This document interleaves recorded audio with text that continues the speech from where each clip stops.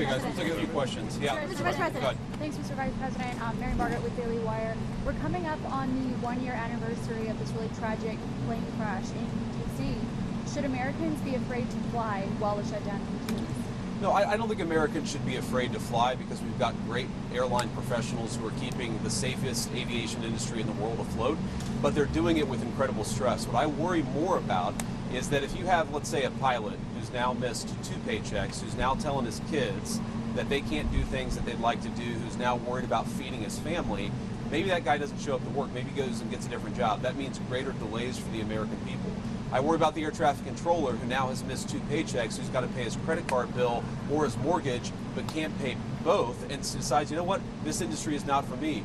The Secretary of Transportation made a great point in private. I'm going to steal it right now because we got to get people into the air traffic control industry. We had a shortage of 2,000 people. How many of those people look to the future, see the congressional Democrats can't get their act together and say, you know what, we're not going to join air traffic controlling at all, which is going to further extend the delays. I think that we have a safe system because these guys are doing heroic things in the midst of this terrible shutdown. But why do we ask them to do so much without getting paid? Why don't we pay them so that they can be happy, they can do the best job they can do, and they're not worried about feeding their families while they're doing a very important job for all of us? Mr. Vice President. Yeah.